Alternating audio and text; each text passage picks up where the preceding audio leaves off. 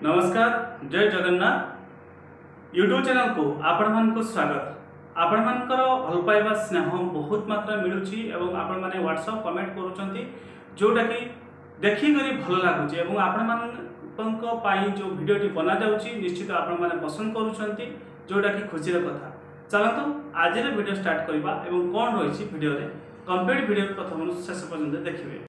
दर्शक बंधु आज होची पवित्र अक्षय तृतीया। এই অক্ষয় তৃতীয়ারে যেকোনসি শুভ কার্য করা যায় তার ফল নিশ্চিত মিলি থাকে।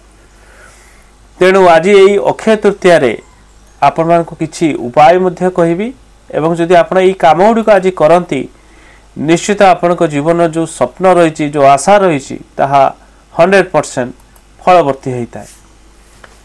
विशेष करी आपण माने जेमति समस्ते जानती कि अक्षय तृतीया अद्भुत एवं दुर्लभर दिनटी। एही दिन जेकोनसी शुभ कार्य करा जाए एवं जीवन रे समस्त शुभता एही दिन मिली थाए एवं आज जेकोनसी आपण शुभ काम करिवे तार सफलता निश्चित मिली थाए एवं जीवनर धन व समृद्धि मध्य वृद्धि हेई थाए।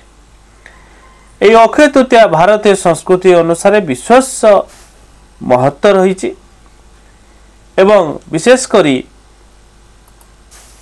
एही दिन आपण जदि किछि मनरे आशा रही किछि पूर्ण हवा पई आपण बहुत परिश्रम करुतले किंतु आज जदि से कार्यटी करंती सबु काम रे सफलता आपण को प्राप्ति हेता है।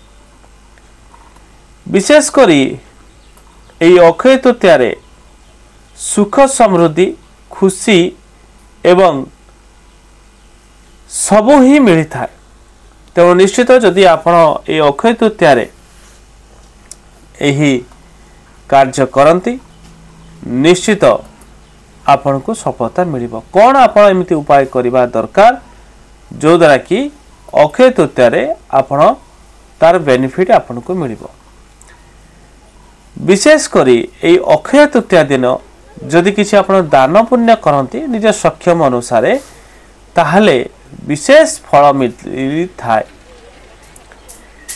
एवं घरर मुख्य स्थान जो रही जेमिति कि ट्रेजेरी पूजा स्थान बा धन स्थान जोटारे धन आप रखुचंती से जगार दीप जलेबा विशेष शुभ होता है एवं यही उपाय करने द्वारा माता लक्ष्मी कृपा रही है एवं माता लक्ष्मी आकर्षित हुंती आपनकर जो जगह ट्रेजरी रखिंट धन रखिंट पैसा रिलेटेड जो जगह रखिंट से जगह आज निश्चित गोटे दीप आपण अर्पण करेंगे माता लक्ष्मी को एवं घरे आपनकर सकारात्मक ऊर्जा संचार हम एवं आपण घर को माता लक्ष्मी बास रहिबो।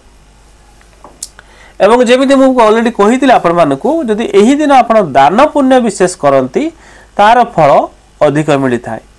जेमिति कि गुड़ हला चाउल हला सोना हला घी हला जल एवं वस्त्र एही दिन जदि एही सब वस्तु आपण दान करंती निश्चित तार फल आपण को प्राप्त होता है एवं जीवन रे आपण को सुख समृद्धि एवं शांति मिली थाए। विशेष रूप से एही दिन रूपा बा सुना जदि दान रूप से आपण करि पारंती बहुत लाभकारी होता है एवं आपण को जीवन ये स्थायी और समृद्धि सुख प्रदान करिता है। जदि आपण को जीवन में सुख समृद्धि हो नाही बा बहुत परिश्रम मेहनत करूछंती किंतु स्थायी भाव आपण को घरे मिलू नाही सुख बा शांति बा समृद्धि ताले आज आपण निश्चित निज सक्षम अनुसार रूपा बा सुना दान करि पारिबे। विशेष करी जदि धन समस्या आपण देई गति करूछंती धन को आकर्षित करिबा पई चाहुचंती निज ट्रेजरी रे आपण आज निश्चित गोटे दीप आपण आरती करंतु। यह करिबा द्वारा माता लक्ष्मी को कृपा आपण पाखर रहइबा। विशेष करी आपण गोदरेज हला बा ट्रेजरी जो पैसा रखिंट कैश बाक्स जो दुकान जदि अच्छी बा पैसा जो जगह रखुंट खोलुंट से जगह आप निश्चित गोटे घीर दीप आपण निश्चित दिंतु। यह करने द्वारा माता लक्ष्मी कृपा रही है। विशेषकर जदि आप आज सूर्यदेव को पूजा अर्चना करती सूर्यदेव को प्रार्थना करती आपण जीवन सुख समृद्धि सफलता प्राप्त होता है। एवं गोटे मंत्र कहूँ मंत्र को आप सूर्य भगवान को जल अर्घ देवे निश्चित आपड़ कहींपारे 7 थर अधिक आपरे जिते आप 108 थर पर्यंत कहींपारे। मंत्रटे लिखंतु ओम ह्रीं ह्रीं सूर्याय सहस्त्र किरणाय मनोवांछित फल देहि देहि स्वाहा। आउ थे कहीदे लिखि रखु ओम ह्रीं ह्रीं सूर्याय सहस्त्र किरणाय मनोवांछित फल देहि देहि स्वाहा।